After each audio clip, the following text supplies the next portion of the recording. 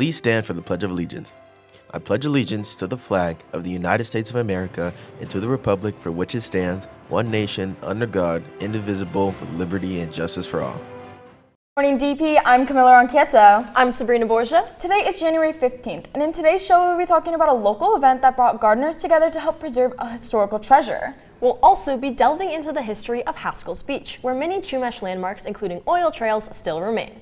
The new installment of our weekly sports segment highlighting the best plays from the week, the DP Top 3. I'm super excited to see what made the cut. And more. So let's get right into it. This is DP News. And it starts now.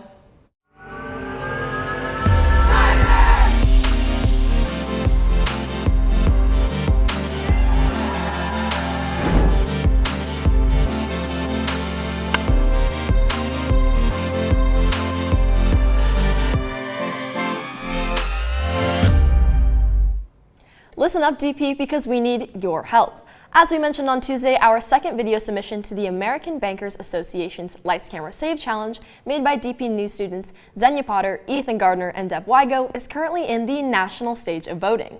The video we voted for on Wednesday has advanced to the next round of competition, proving how much your vote matters. We need to come together and help today's video get past the voting stage and into the finals. So teachers, please pause the video right now and give your students an opportunity to scan the QR code on screen. This will require them to use their phones, but it is such an important opportunity for our media students.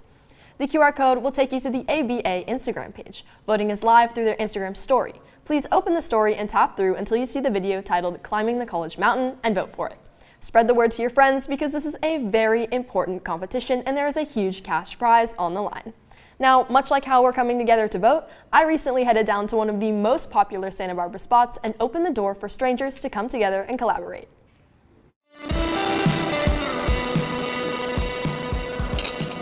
We're here in downtown Santa Barbara, inviting strangers to come work on a collaborative painting, showing how coming together can create something beautiful. Where do you want to start? Maybe stars or something?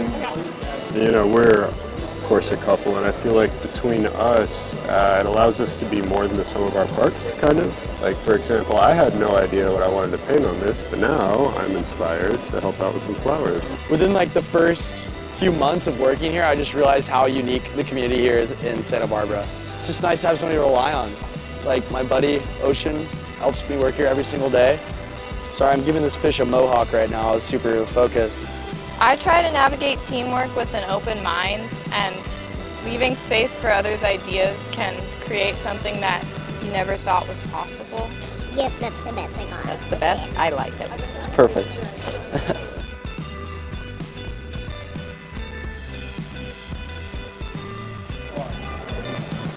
When one fish inspires three more, our painting shows how when strangers come together, they can create something beautiful. Reporting for DP News, this has been Sabrina Borgia. That same teamwork showed up on the field, so let's get right into how our soccer teams did. Our boys hosted Pacifica at our home field to play against a very good team. Our boys responded well as they were down a couple key players, but goalkeeper Jaden Dowley was pulled up last minute from the Frosh team and played phenomenal. He kept the team in the game throughout the whole night, only allowing one ball to get past him.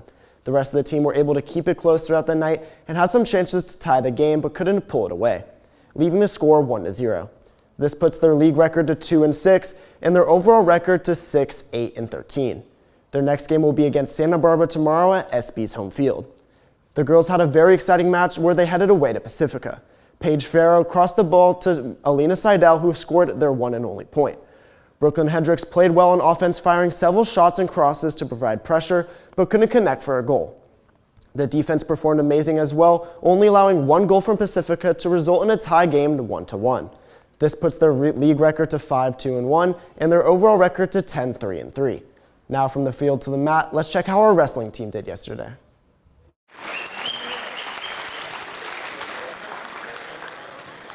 Last night, DP Wrestling hosted Rio Mesa for a league matchup and alumni night. Before the matches, DP recognized several alumni, welcoming back 4 CIF championship teams for their achievements and lasting impact on the program. The girls opened the night with strong performances, highlighted by wins by fall from Ariana Valladares and Leslie De La Rosa. Despite their efforts, the girls fell to Rio Mesa 18-60. The boys followed with an exciting showing, earning pins from Michael Sanchez, Brandon Velasquez, and Jacoby Moreno, while Patrick Sullivan secured a win by decision. The boys defeated Rio Mesa 57-20. After the matches, DP honored current wrestlers Andrew Gilligan, Seamus Fergus, and Brandon Velasquez, along with former wrestler Sierra Kendig, indicting them into the Wrestling Room's Wall of Fame for their achievements during last year's season. With these wins, DP Wrestling improves to 4-1 record in league and 7-3 overall. For DP News, this was Seamus Fergus, Treston Garcia, and Vernon Guzman reporting. It truly was a very exciting meet to watch in person. Now for our last sport, our boys basketball headed away to Buena to play in a very exciting match. The boys played phenomenal, always staying at least 10 or more points higher in each quarter than Buena. Evan Pinsker led the team with 28 points with 9 3-pointers. Caleb Dameron scored 13 points, Yadamad Rita and Logan Pierce each scored 10 points to lead our team to a 76-37 win. Their next game will be at home against Oxnard tomorrow night. Now it's time for our DP Top 3, so let's see what plays we have this week. What's up, DP? It's the final top 3 of the semester, so you already know it's a good one. Let's get right into it. At number 3, it's girls basketball taking on Buena. Gabriella Nicelli gets blocked by the defender. She stays with it, passes it to Carly Latundra. Carly shoots it, and it's bang! Good, she knocks down the 3. With number 2, it's boys basketball against Mater Dei. Pinsker's going to pass it to Karatechea. Karatechea is going to look around. He's going to pass it back to Pinsker. The athlete of the week shoots it, and it's good from 3. Your number 1 play of the week, it's boys wrestling against Rio Mesa. Brandon Velasquez shoots for the single leg. He's going to pick up his opponent and he'll slam him down. Minutes later, he secures the pin after that amazing takedown. And that's it for your DP Top 3. Dang, that pin was amazing from Brandon. The energy seemed electric. With the beginning of spring sports, it's starting to feel like winter is really over. I know I'm already ready for the sun, so let's send it over to Josh to get our full forecast. Thanks, Camilla. Today, Goleta's going to be experiencing a low 41 and a high 63. But don't worry, everyone. It's not going to be too cold as the skies are full of sun today. Now let's see what we can do on this beautiful Goleta day. You can enjoy Goleta's beautiful nature while doing some yoga at the park. Or you can enjoy a local Goleta skate park. Then you can end your day with a beautiful walk on the beach. Now back to Micah. It sounds like it's going to be a lovely and sunny day today. Now, speaking of people out in the sun, Lucas recently took a step out of the studio to check out how some of the Santa Barbara locals have come together to help prepare a historic garden for the new season. More than 1,500 rose bushes fill this garden at Mission Historical Park, and keeping them healthy takes more than just pruning shears. Oh, definitely takes a lot of teamwork. Even our city staff itself, we don't have enough people to do this on our own. As you can see, it's taken us a few hours already, and we're almost done trimming the roses. If it took us just internally, it would be days for us to take care of all this. So volunteers, getting the volunteers out here, that is hugely beneficial for us. It shows we have people that care about this. This is also one of our prized possessions of the city. This is one of our crown jewels out here that people love to come to.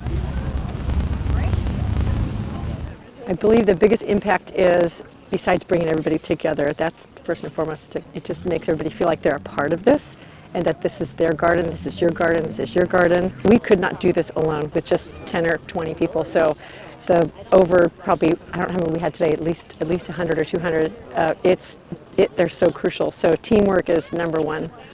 With teamwork leading the way, volunteers are not only helping these roses bloom for the season ahead, they're also strengthening community ties right here at Mission Historical Park.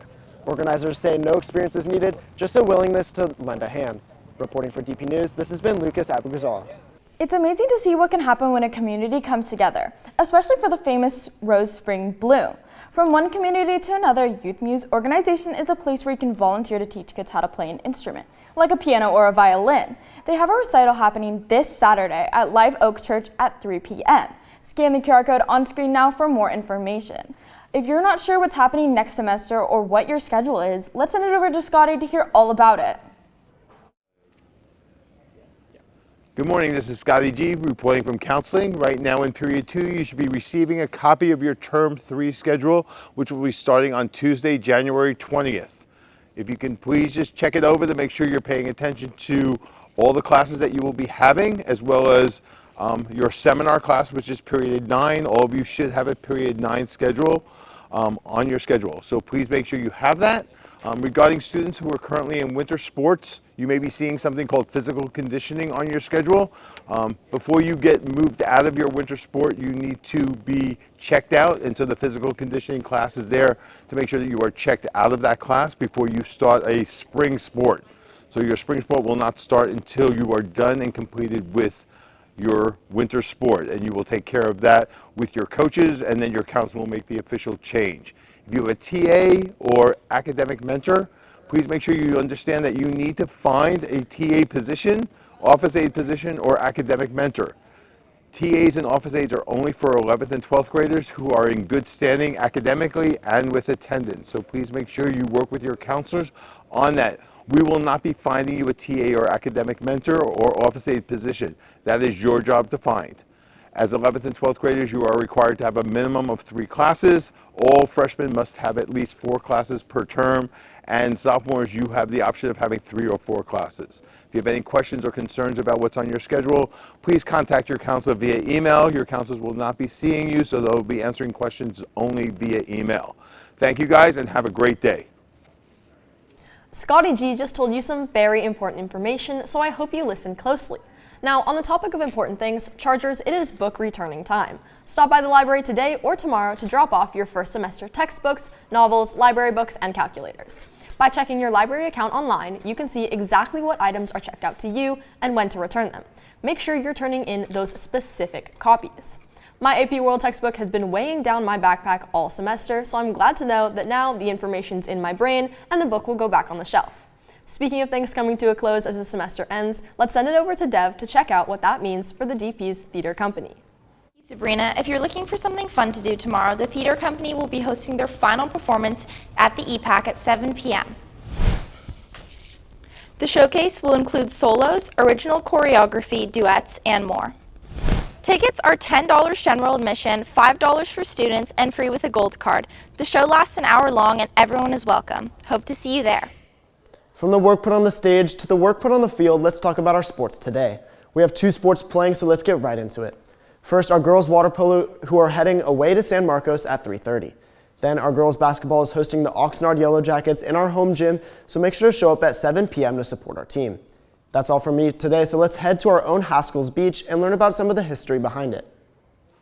Goleta is well known for its beaches, but one in particular stands out. Here at Haskell's Beach, there's more than just sand beneath our feet, but history as well.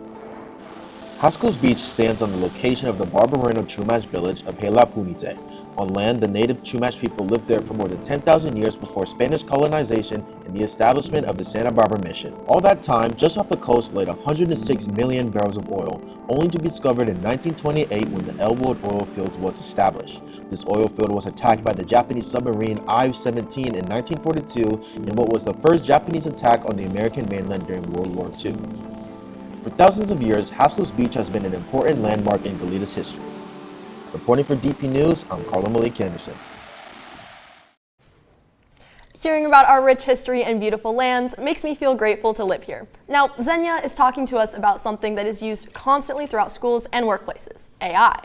Let's see what she has to say. What a beautiful day in Santa Barbara. I'm excited to share this story with you. You probably thought that was real, didn't you? But that video was completely AI generated from just a photo of me.